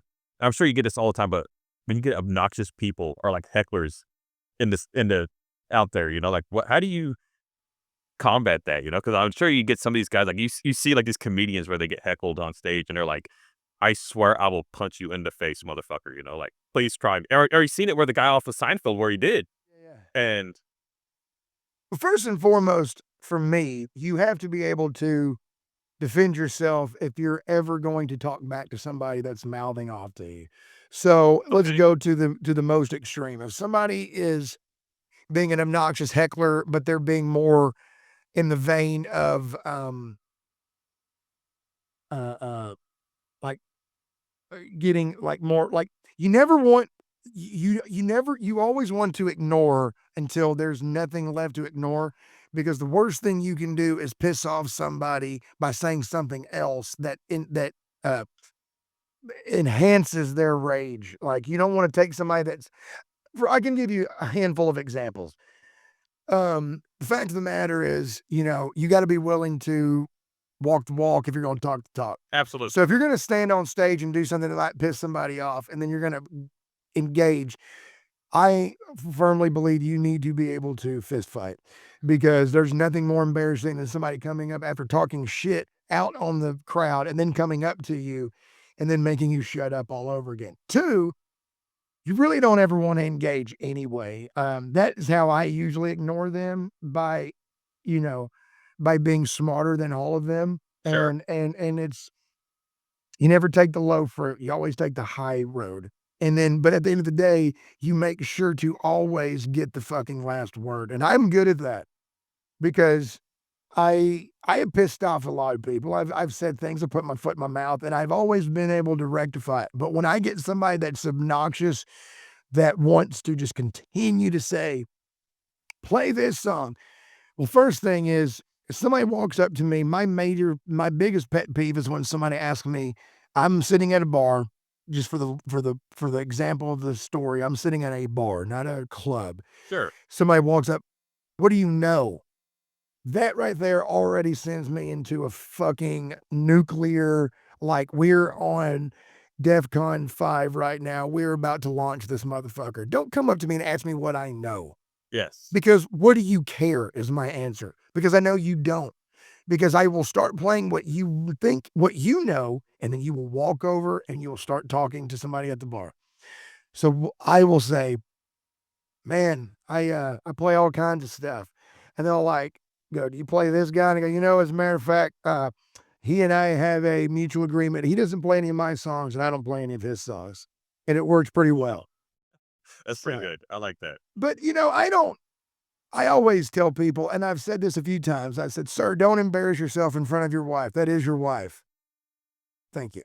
Right. That's pretty good. My deal is, hey, I got the high road. I'm already on a stage. You want to come fucking run up to me? I've only been in a few like shitholes where there's like chicken wire and fucking real rednecks. I don't think about like I think of that. I was thinking about the movie The Blues Oh Brothers. fuck yeah, that's happened. I played a club in Corsicana, Texas, that was literally fucking like that. I mean, on a Sunday afternoon. Oh man, so they took both countries, the country and Bro. Western, right? Bro, I walked into there and I walked out and I called my booking agent. I said, "What the fuck did you just book me into?" There was a little kid, not a stroller, but you know those little things that babies sit in if they want to push themselves around with their feet, like the hard thing that they sit in. It's got a little tray. Yeah, they got like a little round thing, and they walk. Had And they had one of those on the stage. no way. And this was a place where cigarette smoke is still legal inside bars. No shit. Like it's one of those where you have to have like a private membership type thing. No kidding. Fucking cigarette smoke as thick as a Las Vegas casino. Baby stroller on stage. I was like, good God, if I don't fucking sing David Allen Coe for 4 hours, they're going to beat my ass here. That was it. I was like, I'm going to sing. You don't have to call me darling, 100 times. But my thing is, I'm good. I'm better than most average dudes at what I do. I never really have an issue because I know so many fucking songs. I've been in so many cover bands. I've been requested so many songs that I'm able to defuse most situations by, I don't really rile anybody up, but you know, there always are those drunk people that want to, you know, come up there and request songs. Oh, sure. I hate motherfuckers that want to come up and sing. No, I don't care if your girlfriend can sing. It's not your gig. If this was the Josh Jaccard show and I sold tickets, maybe I'll bring you on. It's my show. Sure. But I get hired by a place to do something. They don't need this drunk dude coming up there to play the guitar and sing something terribly. Absolutely. Yes. And if anybody out there's listening, if you are a girl, this is for mostly girls because girls usually after 5 or 6 Michelob Ultras want to sing. If you think you can sing and you want to tell a band, hey, I can sing, know the fucking lyrics. Don't just walk up there and go, do you know it? Do you know it? Well, okay, we know the song. At least put it on your phone and then walk up there and sing it. But it's like, don't ask us if we know Delta Dawn if you don't. Pull it up on your phone, do some karaoke. Do right all the time. I can only imagine all the time. You know, I will say, I was requested by you know, little Rob, you know, she's about, 3 feet tall. Like, bless her heart. Yes. She does have a request for you to play whenever you do next time. What's that? Teenage Dirtbag by Wheatus. What is it by? By Wheatus. Another one-hit wonder. So, but is that a cover? Like they're doing a cover of that Teenage Dirtbag song? No, that is the band who does. I had no idea. That song kind of came out a little bit after a lot after I was kind of out of school, so I kind of didn't quite know that. But see, that's funny you say that song because I am aware of a musician in this area that is regionally famous, and that's his big hit. Teenage Dirtbag? Yeah. No kidding. I can't say I don't know the name of the guy that much. I don't. Okay. People go, you don't know who this guy is? And I go, no, I don't know who anybody is because I pay attention to I'm very much like Neil Young. Like, when the word loner in the dictionary is a picture of me. Okay. Understand. I work well with others if you have your shit together. I walk out real quick if you don't. Like, as we came here, my mixer wasn't even where I. But I've been invited to so many different things. Like, hey, come, and I get there, and it's like, no, you don't know what you're doing, and I don't have time for that shit. Understood. But it behooves me that I am labeled the unoriginal artist, which I have used as some slander on Facebook posts, people that didn't like me. And I've used that now as my thing. I actually have a song called Unoriginal Artist. But I know this particular guy that's big here in this area, and his big song when they're out there singing is that tune. No kidding. But that's like his classic rock. That's like his, they're a young, they're probably like barely 21. So that song's like what they were probably listening when they were like freshmen in high school. If they were 21, that song was out before they were even born. When did that song come out? Like early 2000? Came out in 2000. So that's probably it. I thought that was like that Bowling for Soup band that did that song. Oh, that was one-hit wonder Wheatus. Wheatus. Okay, and I thought it was that other group that's from Dallas or whatever that did. So there's the group that does Stacy's Mom. You got Stacy's Mom. The other group from Dallas, what was it? Bowling for Soup is from Dallas. They had Sex and Candy. I've been something in 1980. 1989. I get a song with. Yeah, that's Bowling for Soup. They were from Dallas. Yeah, that's it. And then because I always got them mixed up with the Stacy's Mom and song. Yes. because, Stacey's mom's got it going on and she's something in 1980. What the fuck era this? It all blurs together. Oh, I do love that early era, but the reason I don't know that well, I was so hung up on like classic metal of the early 90s, late 80s, and like Zeppelin and Black Sabbath. So like all through the 2000s when I was in high school and graduating, I was just like, it was nothing but fucking Van Halen, Metallica, fucking Zeppelin all day long, Pink Floyd, smoking weed, listening to Pink Floyd.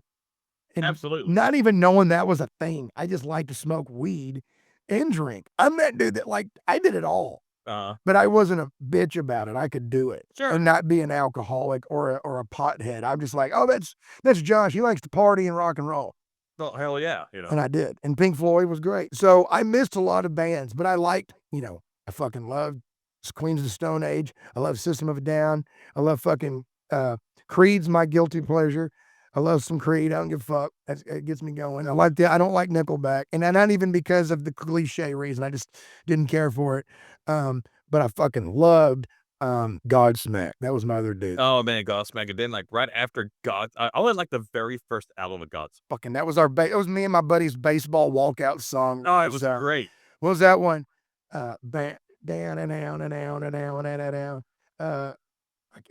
Go away. I can't remember. That was like our baseball walkout song. Okay. And it was pretty cool till somebody didn't stop it and like a cuss word came out and they nixed all that. There was no way. The next thing everybody was walking out to that John Fogerty song. Everybody was like, and it's like, oh God, okay. Right. No more for whom the bell tolls for us. It's put me in, coach. That is hilarious. So, man, I'm gonna say out of everything you play, what is probably your most favorite genre or era that you enjoy playing? Really just rock and roll. And I'll quote Lemmy. Lemmy is like right there with Ozzy. I should say they are the godfathers of metal. And Lemmy, his music, and if you know Motorhead, you know that their stuff is like, I call it, they are like the godfathers of thrash, playing really fast. To me, thrash is just punk rock really, really, really fast. Sure. And he always walked up to the microphone and he said, we're Motorhead and we play rock and roll. And that was his thing. So I've always said rock and roll, but my favorite really is like the classic rock of the 70s. And I mean the real classic rock. Like I love the era of like Bad Company, Bachman Turner Overdrive, just hard, heavy guitars, big amplifiers, Led Zeppelin. I have a Led Zeppelin tattoo because they're just my lifeblood after the Beatles and I discovered Zeppelin.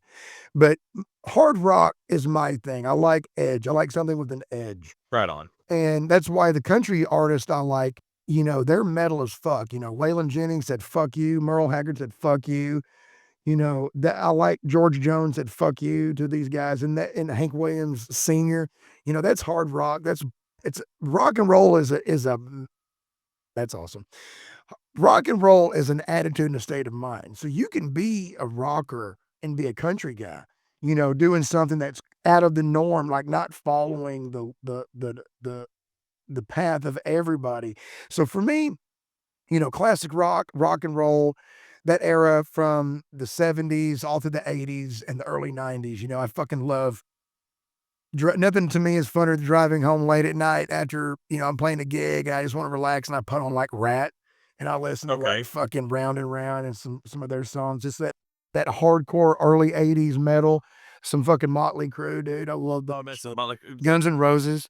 I am just backing up like a little bit off the 80s, like ZZ Top. Well, ZZ Top is my favorite rock and roll band of like the 1970s. That's not Zeppelin. Like I was a student of ZZ Top. Like I fucking had all their CDs, all their cassettes. And I was just like, I wanted to be Billy Gibbons and Jimmy Page. I wanted to be a guitar player from ZZ Top. And I wanted to be a guitar player from Zeppelin. And those were my two dudes. Cause it just fucking rocked. Absolutely. But to me, it's like, that's what's so cool about ZZ Top is they're fucking rock and roll, dude. And they're from Texas. There's not a hint of like country, but they always got a little twang. Yes. They got a little swag to them because they're from fucking Texas, because we're the best fucking place ever. especially for rock and roll, dude. Fuck out of here. Yes. George Jones and George Strait are both from Texas. Stevie Ray Vaughan and fucking ZZ Top and fucking Pantera are from fucking Texas, man. That's all you need. Fucking A, dude. And I tell people all the time, man, it's like, dude, what's so great about Texas? Every fucking thing. Everything you fucking wish your state had except bad weather. And I'm gonna agree with that. I also like how the new Cape or the younger generation dead ass, spit ass. Bet Texas is the best.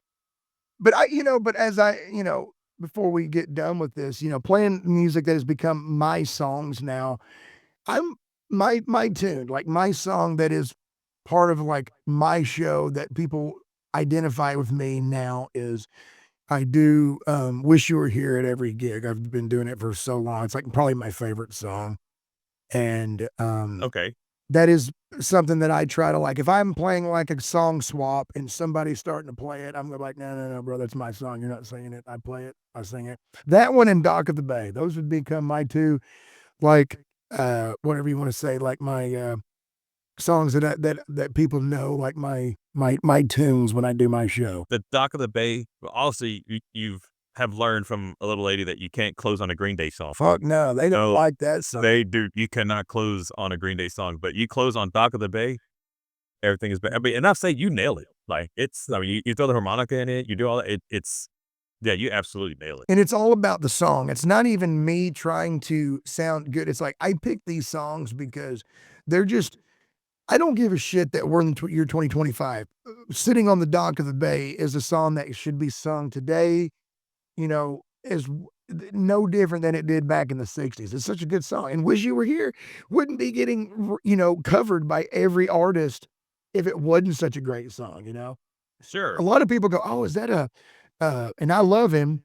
I had to school them. I was like, no, educate. That's the word, not school. Educate. They go, who's the cat? I love him. I'm drawing a blank. He's not from around here. He's from like Fort Worth, big beard, Cody Jinks. And he did his own version of Wish You Were Here. And everybody's like, hey, that's a Cody Jinks song. And I had to stop and I go, no. First off, it's my song. I was singing it before him. Yeah. But it's a Pink Floyd song. Yes. So. Well, man, I'll say before we end here. So obviously there's tons of aspiring musicians.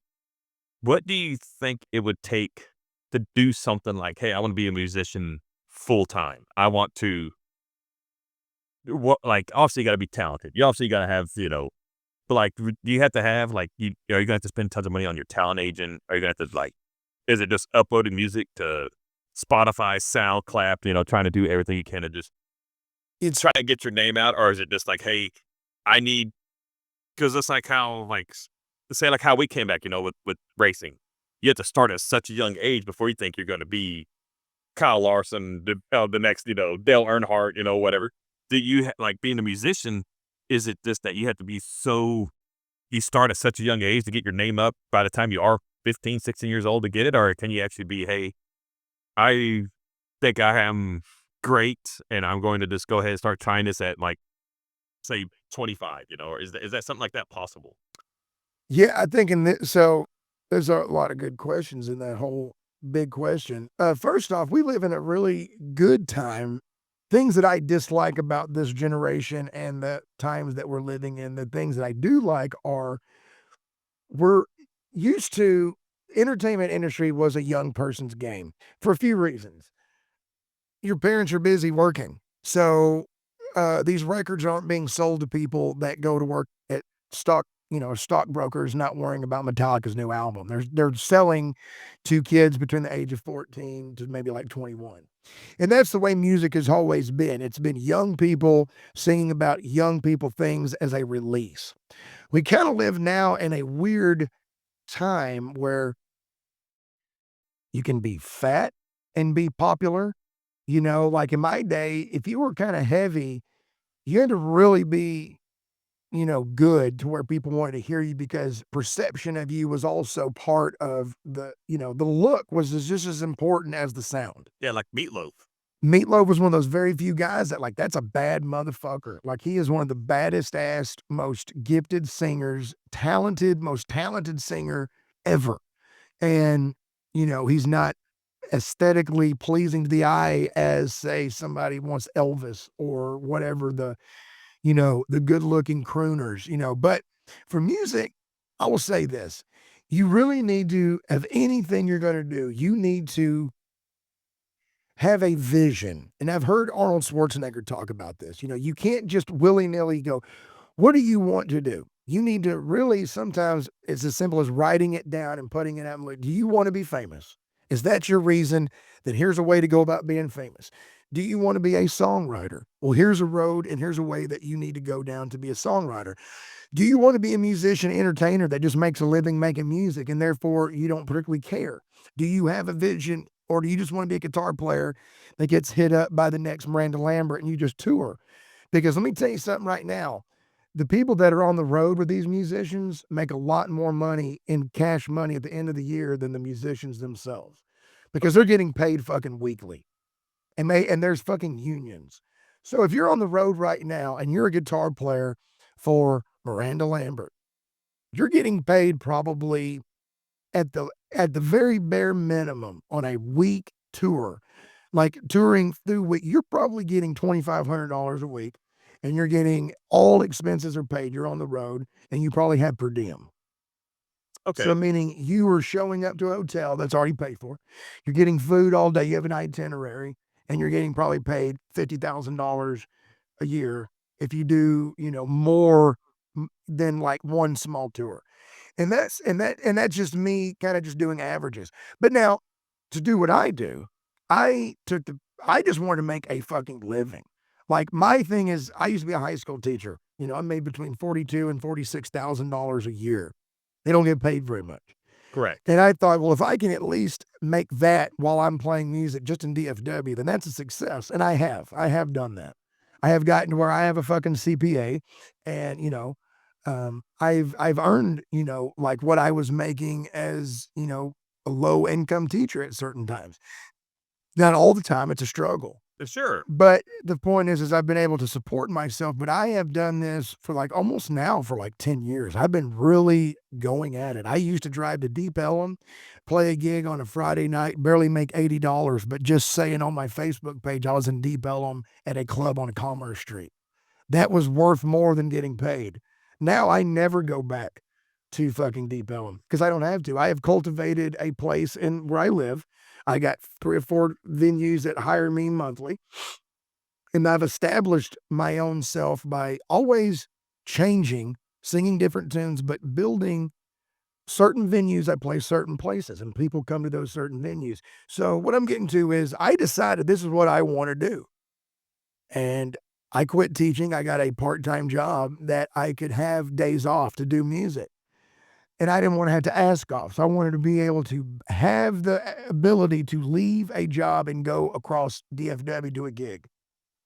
When I started going, if I just hustle a little bit more and maybe play 2 more gigs, I did that averages. I started doing finances. If I can just get 1 more gig every week, that will add about $500 each month on top of this. I started doing the math and I just really started hustling. And the next thing you know, you got to get out there and do it. You really have to. You need to be in charge. You don't need managers. They help. But it is really hard to get representation as well. There's a lot of music talent agents out there that are just really hard to work for. And so I'm just a firm believer of do it yourself. Don't answer to nobody. If you want to make records, print your own CDs, save your fucking money. Every time you get paid, if your parents let you live at their house, but be productive. Every time you get money, put it into buying CDs and merchandise. Have your own shit. Own your own shit. When you go to a gig, sell your own CDs. Market yourself. It ain't that fucking hard. We live in a world now where a cell phone is as useful as a $250,000 Panavision camera was 35 years ago that filmed movies like Jurassic Park. Oh, absolutely. All that technology is in your fucking phone. When I was a kid, it was expensive to buy equipment, not guitars, but sound equipment, cables, microphones. Now you can fucking go get a Guitar Center credit card and go get everything you need to do a show in under $500 now. What used to cost you thousands of dollars to buy speakers. Sure. So you need to have equipment. You always need to have equipment. I'm 100% firm believer. If you're going to play music, you may play nothing but venues that have their own equipment, but you need to have your own stuff so you can always be self-sufficient. If you need a manager to help you book gigs, do what you got to do, but you just get cards. They have this thing called a frick, I can't even remember the name. I don't even really use them, but it's like basically a digital resume as a musician. It's got like video, it's got links to your audio and your video, pictures, promotional package kind of stuff. And that works, but I am a firm believer of just hustling, going out there, playing gigs, betting on yourself it's like being a person in a movie or somebody that takes a low initial payment because they know the return on their investment is going to be much bigger. And if I play 4 gigs in a row, if that's the minimum I play, it's not a bad living. Correct. But the fortunate thing is now I've upped myself to bigger venues that have a higher price. So, I can kind of pick and choose, and it's allowed me to write songs. And now I'm at that point where I can play my own tunes at places. I've built that by really kind of cultivating a very small music business for myself, kind of like the old days. Like I kind of started slow, built my way up, cultivated some fame naturally. And now I'm fortunate to when I play, if we're here in our little town, when I play at the College Street Pub, that's a different show. When I play at Railport, that's a total different show. When I play at the Corkhouse Winery, different show. Different people, different type of people, beer drinkers, wine drinkers, and then English pub bar with a lot more younger atmosphere. So I'm able to just play 3 different shows and it doesn't oversaturate them because they know I'm not going to play the same stuff at College Street Pub because that's more like us. Like that's more rock and roll vibe. That's more punk rock, more 90s, Gen X vibe. Yes. Now, I will say your 90s, like whenever we go to the Call Street Pub, and I mean, don't get me wrong, when we come here to Railport, great show also. I mean, it's always been a great show. When we go to the Call Street Pub, like on a Wednesday and Josh is playing, holy shit, is it a good show. Just fun. It's fun. I mean, and everybody's engaged. Because I'm singing songs that I know that we all know. Yes. And even if I don't think you might know it 100%, I know that it's a song that is always on the radio. Yes. And like the last time I played there a couple of weeks ago, the last song we did was the Breakfast Club song, Don't Forget About Me.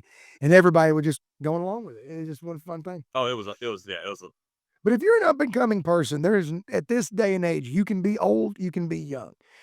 As long, in my opinion, as if you are good and you go out there and play music, if you're 60 years old and you go, I'm going to try to be famous now, I would say that's kind of be a little bit of a stretch because you really need to connect with people. But if you're somebody that's, I've been want to be a lifelong musician, but I'm tired of being a teacher, I'm just saying, hey, man, get out there and play gigs. And if you're good, they'll hire you. And here's the other thing. You got to have realistic expectations, and you also need to be realistic. Yes. It's like, look, mirrors exist for a reason. And if you worry how you look, a mirror will tell you. But music ain't that easy. Sometimes people are too nice to people that are not that good. And they just don't. Not everybody's meant to be a musician. Like not everybody was meant to go to college and play football like they told Rudy. Not everybody's meant to go to Notre Dame, Rudy. Not everybody's going to Nashville. Yes. But there are a lot of talented people out here that don't have gumption as well. And you got to have a work ethic. No matter what you do, you got to put the time and effort into it. I drive 3.5 hours to go to gigs. Yes. I drive 2.5 hours to go to gigs. And it's my job. And that's why I charge what I charge. And when I go there, I deliver. Well, also when you think about the Seeger system and how you had this show in, Michigan, and you had, what was it, Kentucky also that you went up to? No, we went to Indiana. We went to Memphis, Tennessee. We were in Mississippi. We'll be all over Oklahoma this coming next few months. And then we're going to Minneapolis, Minnesota. So, I mean, that's a grind. That's you're waking up and you're grinding. You're It's a short weekend, but it's like we're going to play 2 shows in a weekend and drive 5,000 miles. That's grinding. That's work. That's commitment. Yeah. But man, Josh, thank you very much for being on the show. This has been real fun. Man, this has been a blast, Hope people don't think we talk too much. Not at all. Not at all, man. Well, Josh, man, thank you very much for stopping by, buddy. Hey, man. My pleasure.